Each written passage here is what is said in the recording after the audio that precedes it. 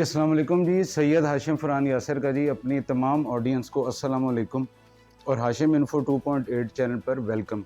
बड़ा मज़ेदार टॉपिक है जी। सुनने में बड़ा अजीब सा लगेगा आपको। क्या बीवी के बगैर हम बिस्तरी मुमकिन है कि नहीं?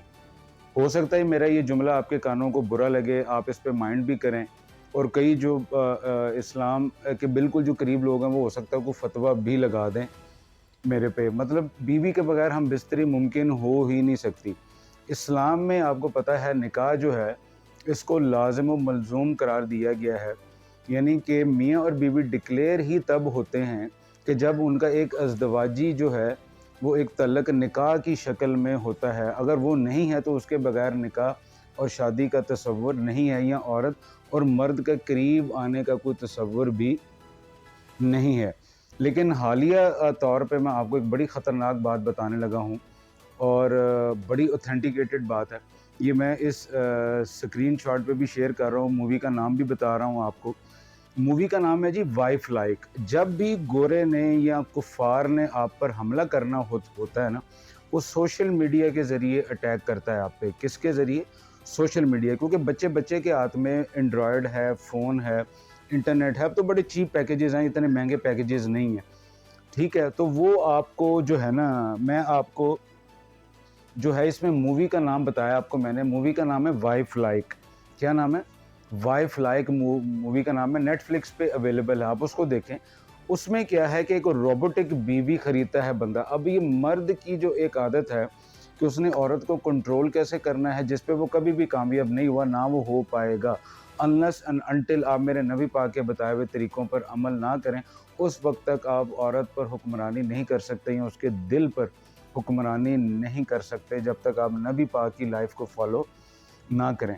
और इसी तरह औरत की भी तमन्ना है कि जी मैं किसी तरीके ना मर्द ਨੂੰ कंट्रोल करना है, ਇਹਦੇ ਤੇ मैं काबू पाला, तो भाई मेरे औरत भी नाकाम ही होती है।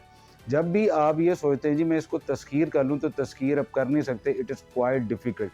अब मूवी पे आते हैं, मूवी के टॉपिक पे कि वो रोबोटिक, उसकी बीवी मर जाती है, उसको बड़ा प्यार होता है उसके साथ, इंतहाई मोहब्बत होती है।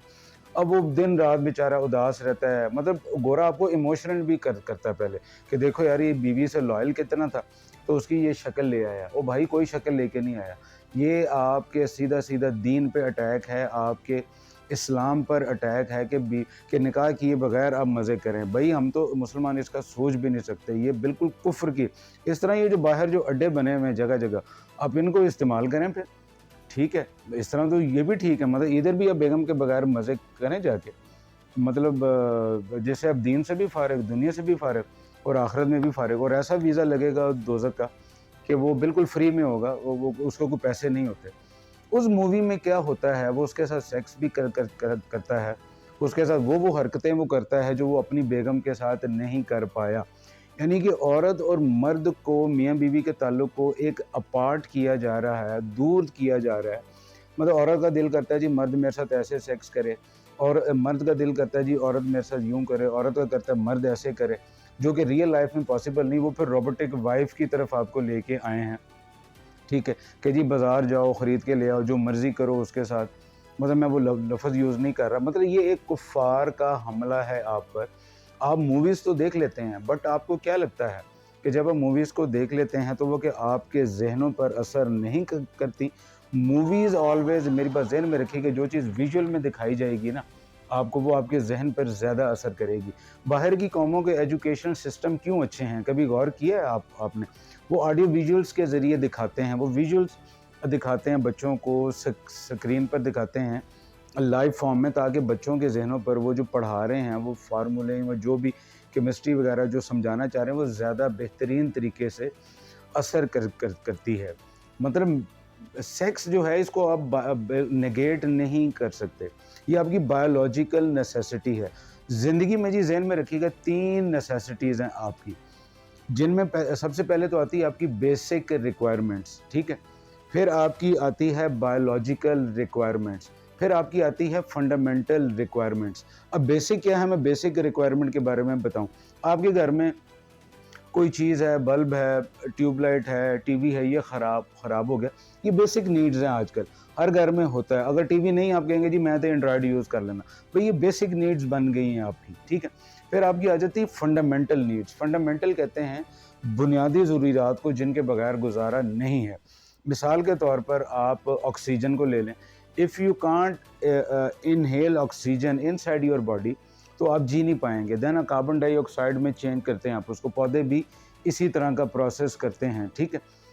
तीसरी मिसाल इसकी और ले लें, आटा ख़त्म हो गया। अब ज़ाहिर बात है, रोटी तो खानी है आपने, बर्गर कितनी देर खा लेंगे, फल कितनी देर खा लेंगे आप, गंदम या आटे के बगैर आपका गुजारा नहीं है। तो ये आपकी फंडामेंटल नीड्स हैं जिनके बगैर ज़िंदगी का तसव्वुर नहीं है।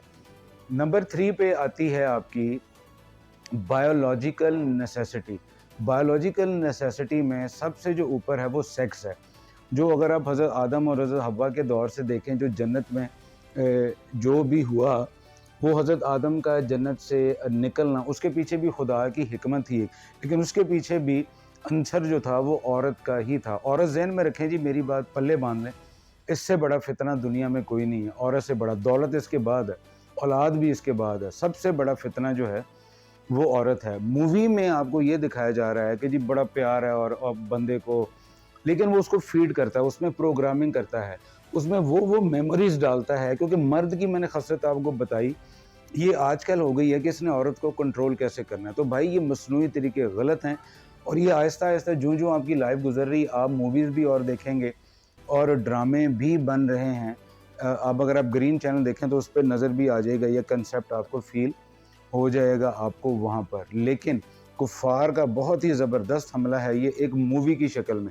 उसमें सेक्स भी दिखाया गया है, सीन्स भी हैं जिससे आप अट्रैक्ट भी होंगे, इंस्टिगेट भी होंगे मूवी की तरफ। और जब गोरा सेक्स डाल के अपने व्यू पॉइंट को लेके आता है तो वो ज़्यादा पुरअसर होता है। सो ये मूवी आपने इस नज़रिए से देखनी है कि कुफ़ार किस किस तरीके से आप पे हमला कर रहा है और हम किस किस तरीके से उसका जो है वो शिकार हो रहे हैं।